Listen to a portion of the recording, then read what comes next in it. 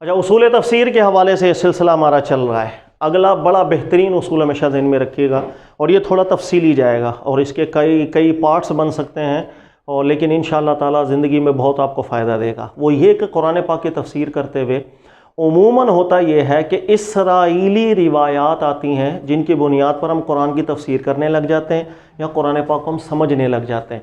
یہ انتہائی ایک زہر قاتل ہے جس کو شروع سے علماء کرام واضح کرتے ہوئے آئے ہیں، اور کئی کتابیں اس چیز کے اوپر علماء لکھ چکے ہیں، وضاحت کر چکے ہیں، لیکن بدقسمتی ہوتی یہ ہے کہ کم علمی ہے، شاید ہم نے پڑھا نہیں، مطالعہ نہیں کیا، تحقیق نہیں کی، تو ایسی چیزیں پھر مسلمانوں کے اندر پھیلنے لگ جاتی ہیں۔ اسرائیلیات کیا ہوتی ہیں میں آپ کو بتا دیتا ہوں۔ اسرائیلیات دو طرح، اس کی دو قسمیں، دونوں سمجھیں۔ قسم نمبر ایک یہ ہے کہ مسلمان جب قرآن پاک نازل ہوا، اس کے بعد ظاہر ہے جو دور تھا، آگے صحابہ کرام موجود تھے، تو جو بھی یہودی تھے یا نصارہ تھے، ان میں ہر وہ چیز ایک تو ان کی کتاب میں موجود ہے، اس کے علاوہ جس طرح ہمارا ہے نا قرآن پاک، اور اس کے علاوہ احادیث، روایات، ان کی بھی روایات ہوتی تھیں۔ ہماری روایات کے اندر علماء نے، اللہ تعالیٰ نے اس امت سے کام لیا، انہوں نے ہر چیز کو چیک کیا، روایتوں کی سند کو، روایتوں کے متن کو، کسی بھی طرح کا آبجیکشن آیا اگر سند میں یا متن میں، تو علماء نے اس کو بالکل اس ناقابل استدلال قرار دے دیا اس روایت کو۔ اور ہمارے پاس صرف وہ روایتیں بچ گئیں جس کی سند میں کوئی اعتراض نہیں، جس کے متن میں کوئی اعتراض نہیں، لہذا ہم اس کو قبول بھی کر سکتے ہیں، نہ وہ قرآن کے خلاف جاتی ہے، نہ عقل سلیم کے خلاف جاتی ہیں۔ سبحان اللہ، اللہ نے اس آخری نبی کی صلی اللہ علیہ وسلم، اس آخری امت سے بہت بڑا کام لیا، لیکن یہ کام یہود و نصارہ کے اندر یا ماضی کی جتنی اقوام ہیں ان میں ایسا نہیں ہوا۔ ان کے اندر جو روایات ہوتی تھی انبیاء کرام علیہ السلام کے حوالے سے، حضرت ابراہیم علیہ السلام کے حوالے سے، حضرت موسیٰ علیہ السلام کے حوالے سے، حضرت عیسیٰ کریم علیہ السلام کے حوالے سے، حضرت آدم علیہ السلام کے حوالے سے، وہ بس پھیلی ہوئی ہیں، نہ ان کی سند ہوتی تھی، اور متن کا کیا ہی کہنا۔ لہٰذا جب قرآن پاک آگے پھیلا، یہود و نصارہ بہت سے مسلمان ہوئے، کسی کے پاس ماضی کی کتب کا علم تھا، کسی کے پاس نہیں تھا، تو وہ اپنی جو روایات تھیں، یعنی وہ حدیثیں جو پچھلے انبیاء کرام علیہ السلام کے حوالے سے چل رہی تھیں، بغیر سند کے، بغیر متن کی تحقیق کے، وہ پھر بیچ میں مسلمانوں میں بھی پھیلانا شروع ذکر کر دی۔ شاید ان کی نیت بری نہ ہو، لیکن انہوں نے بہرحال سنانا شروع کر دیا، حضرت آدم علیہ السلام کے حوالے سے ایسی ایسی حدیثیں، ایسی ایسی حدیثیں۔ جب یہ چیزیں پھیلنے لگ گئیں، پھر جب محدثین اور محققین جب حدیث کو جمع کر رہے تھے اور حدیث پر کام کر رہے تھے، اس کی سند پر اور متن پر، پھر ان لوگوں نے جب غور و فکر کیا تو کچھ حدیثیں تو ایسی ہیں جو رسول اللہ صلی اللہ علیہ وسلم کے حوالے سے ہمیں ملی، جس کے سند میں اعتراض آیا یا متن میں اعتراض آیا، اس کو الگ کر دیا۔ لیکن بہت سی باتیں ایسی ملیں کہ جس کو اسرائیلیات ایک نام دے دیا گیا، یعنی وہ روایات کہ جو پچھلے جو اقوام تھیں ان کے ذریعے سے مسلمانوں میں آئیں اور پھیلنے لگ گئیں۔ ٹھیک ہے، اب اس کے اندر دوبارہ ہمارے علماء نے غور کیا کہ ہر وہ بات، چونکہ ان کی سند زیادہ تر کی نہیں تھی، جو پچھلے اقوام والے باتیں کرتے تھے وہ بس بات کر دی، لیکن اس کی سند کہ انہوں نے حضرت عیسیٰ علیہ السلام تک سند لے کے جائیں، حضرت موسیٰ علیہ السلام تک سند لے کے جائیں، کوئی سند نہیں تھی۔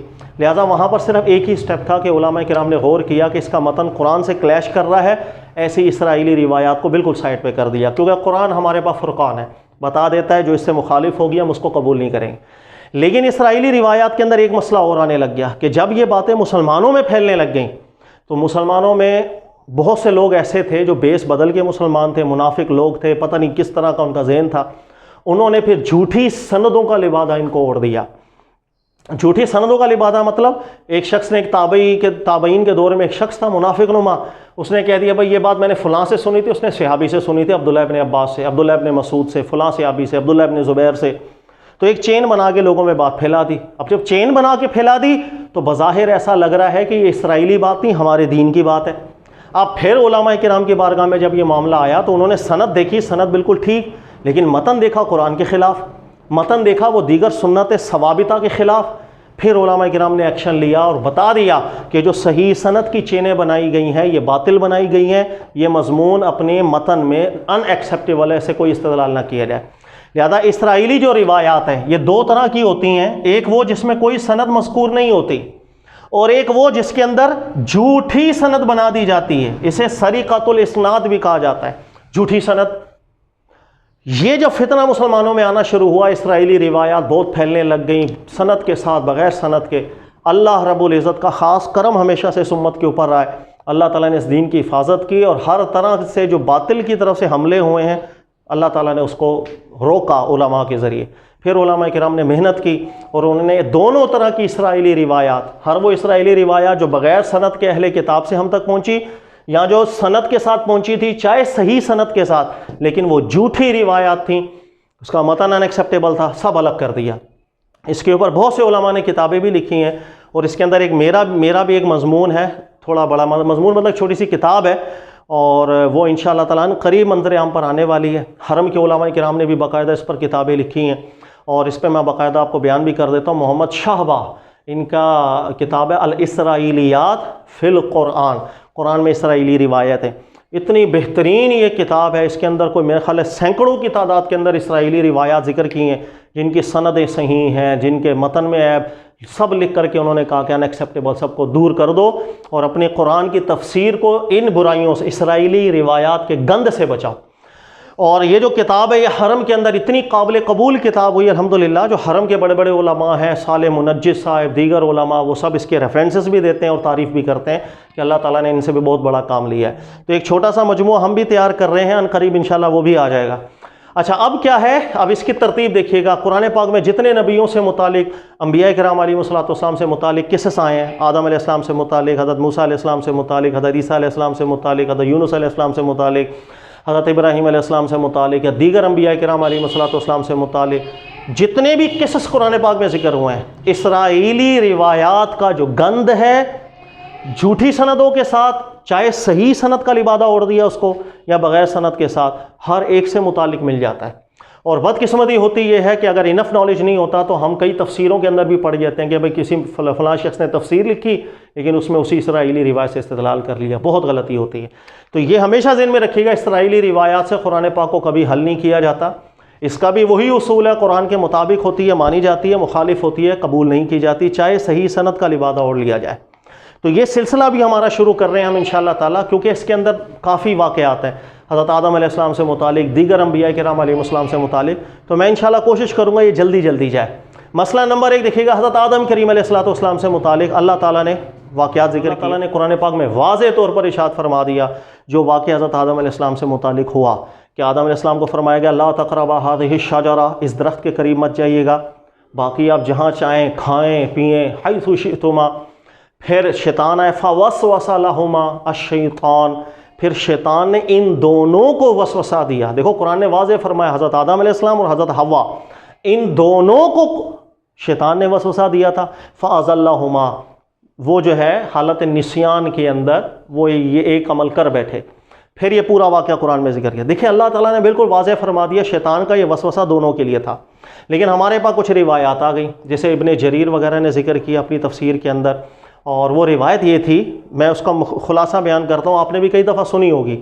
اور حیرت والی بات یہ ہے کہ حضرت عبداللہ ابن عباس سے بھی یہ روایت آئی ہے، عبداللہ ابن مسعود سے بھی آئی ہے، اور کثیر صحابہ کی چینیں بنا کر یہ روایتیں آئی ہیں، اور کثیر تابعین سے بھی صحیح سند کی یہ روایتیں ہیں. لیکن صحیح سند کو کچھ لینا دینا نہیں، قرآن کے خلاف ہے، علماء نے ریجیکٹ کر دیا. وہ واقعہ یہ آیا کہ حضرت آدم علیہ السلام کو جس وقت اللہ تعالیٰ نے جنت میں رکھا تو پھر شیطان نے پوری کوشش کی میں ان کو وسوسہ دلاؤں. کیسے وسوسہ دلاؤں؟ تو شیطان ایک دن سانپ کے روپ میں ڈھل کے جنت میں چلا گیا. اب جب چلا گیا تو وہاں پر سب سے پہلے حضرت حوا ملی، حضرت آدم علیہ السلام کی زوجہ.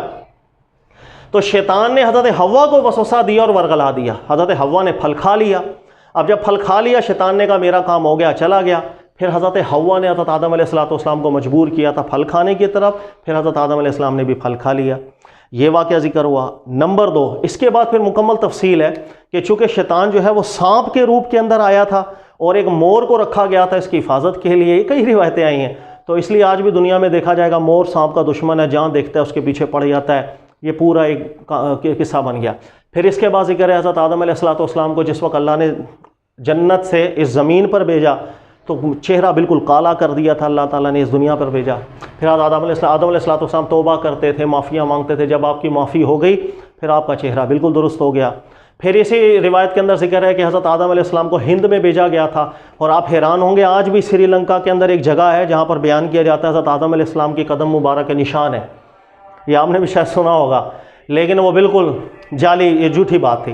اچھا پھر حضرت حوا رضی اللہ تعالیٰ کو جدہ شہر کے اندر بھیجا گیا. حیرت والی میں آپ کو بات بتاؤں کہ یہ جو روایت ہے جس کو علماء نے بالکل یکسر باطل کیا تھا قرآن کے خلاف ہونے کی بنیاد پر 2-3 وجہوں سے، یہ صدیوں تک ایک بدقسمتی کے ساتھ مسلمانوں کے دماغوں میں اتنی حاوی رہی تھی کہ سری لنکا کے اندر جیسے میں نے آپ کو بتایا کہ حضرت آدم علیہ السلام کا ایک مشہد بنا دیا گیا کہ یہاں آپ کا مبارک قدم لگا تھا، اور جدہ شہر کے اندر حضرت حوا رضی اللہ تعالیٰ عنہ کا ایک جھوٹا مزار بنا دیا گیا تھا 100 گز لمبا، اور یہ مزار صدیوں تک جدہ شہر کے اندر رہا ہے، اور ہر عالم اس کی مذمت کرتا رہا، لیکن بہرحال اس وقت حکمران ایسے تھے کہ انہوں نے جرأت نہیں کی. ہر عالم دین لکھتے ہیں جھوٹا مزار ہے، کوئی حضرت حوا کا یہ مزار نہیں، بالکل جھوٹا مزار ہے. یہاں تک کہ جو پچھلی صدی کے بڑے عالم دین احمد رضا خان صاحب، ہمارے یہاں پاکستان میں بڑا لائک کیا جاتا ہے ان کو، انہوں نے بھی فتاوی رضویہ میں ایک جگہ پر ذکر کیا، حاجی جب حج کرنے جائیں جدہ شہر سے گزر ہو تو اس مزار پہ حاضری نہ دیں، وہ جھوٹا مزار بنایا گیا حضرت حوا کا. تو یہ روایت چونکہ کئی صحیح سندوں کے ساتھ بھی آ گئی تھی تو ایک دماغ پر غلبہ رہا اس روایت کا، لیکن ہمارے علماء نے الحمدللہ شروع سے اس روایت کو نکال دیا، سائٹ پہ کر دیا، ان ایکسیپٹیبل قرار دیا، اس لیے کہ یہ اسرائیلی باتیں تھیں قرآن کے خلاف، اس وجہ سے کہ نمبر 1 اللہ نے فرمایا تھا فوسوس لہما، ان دونوں کو شیطان نے وسوسہ دیا تھا. اس روایت میں ذکر آ رہا ہے کہ شیطان نے حضرت حوا کو ورگلایا تھا، بس پھر حضرت حوا کے کہنے پر حضرت آدم علیہ السلام نے یہ جرم کیا. پھر اسی روایت میں ذکر ہے کہ جب حضرت حوا کی وجہ سے آدم علیہ السلام نے یہ کام کر لیا تو پھر اللہ نے فرمایا تھا کہ حوا تو لعنتی ہے اور یہ لعنت رہے گی. پھر بہت سی روایتوں میں ذکر ہے کہ اسی لعنت کی وجہ سے عورتوں کے اندر سزا رکھی گئی، اور یہ جو حیض کے معاملات، عورت کے پیریڈز کے آتے ہیں، یہ وہی سزا ہے. یہ ساری چیزیں فضولیات تھیں. صحیح سند میں بعض طریق تابعین سے آنے کے باوجود علماء نے کہا کہ اس کو بالکل سائڈ پہ کیا جائے. قرآن پاک نے بالکل الگ بات کی ہے، یہ بالکل الگ چل رہا ہے. لہٰذا اس روایت کو علماء نے کسی نے بھی قبول نہیں کیا. الحمدللہ اللہ کے فضل سے یہ دین ہمیشہ سے پیور رہا ہے. اس میں جب کبھی ملاوٹ کی کوشش ہوئی اللہ نے محققین محدثین پیدا کیے، سب کو الگ کر دیا. اور یہ میں محمد شعبہ صاحب کا جو میں ریفرنس دے رہا ہوں اسرائیلیات کے، یہ سب پڑھنے، اتنی بہترین کتاب ہے، اور تمام اسرائیلی روایات کو انہوں نے جمع کر کے زبردست طریقے سے بتایا کون کون سی صحیح سند کے ساتھ اسرائیلی روایات آئی ہیں جس کو ہم نے کبھی بھی قبول نہیں کرنا ہے. اسی طریقے سے میں چند چیزیں بتاؤں کہ حضرت آدم علیہ السلام جب اس دنیا میں آئے چہرہ کالا تھا. انا للہ، قرآن پاک نے ایسی کوئی بات ذکر نہیں کی، بلکہ قرآن پاک نے واضح طور پر فرما دیا فَتَلَقَّىٰ آدَمُ مِن رَبِّهِ كَلِمَاتٍ فَتَابَ عَلَيْهِ. اللہ تعالیٰ نے آپ کی توبہ بالکل قبول کر لی تھی، اور اس کے بعد یہ دنیا پر بھیجا گیا تھا. کچھ سزا کے طور پر دنیا میں نہیں بھیجا گیا تھا. قرآن بالکل الگ بات کر رہا ہے. یہ جو اسرائیلی باتیں آ گئیں صحیح سند کا جامع پہن کے، اس کے اندر بہت الگ باتیں تھیں، اس لیے علماء نے قبول نہیں کیا. اسی طریقہ کار سے دیگر بھی ہے کچھ روایتیں، وہ انشاءاللہ پھر اگلے سلسلے میں حضرت آدم علیہ السلام کے حوالے سے جتنی روایتیں ہیں اسرائیلی میں وہ بیان کر کے پھر دیگر انبیاء کرام علیہ السلام کے حوالے سے بھی موٹی موٹی بات ذکر کرتا ہوں، تاکہ یہ سلسلہ ہمارا مکمل ہو. اور ہر نبی سے متعلق تفسیروں کے اندر، بہت سی تفسیروں کے اندر یا روایات کے اندر جو نازیبا نسبتیں ہو گئی ہیں، مجھے اللہ کی بارگاہ میں ایک دعا میں کرتا ہوں، عرضی کرتا ہوں کہ اللہ تعالیٰ میرے لیے آخرت میں یہ ایک عمل قبول فرمائے کہ اللہ تعالیٰ میں نے تیرے مبارک ہستیوں انبیاء کرام علیہ السلام کے حوالے سے جو نازیبا چیزیں تھیں جو ہمارے یہاں پھیلی بھی ہیں، چلتی بھی ہیں بیانات کے اندر، کئی کتب تفسیر میں آ بھی گئی ہیں، تو اس کی صفائی کرنے کے اندر میں نے تھوڑا سا حصہ ملایا. جزاک اللہ خیر.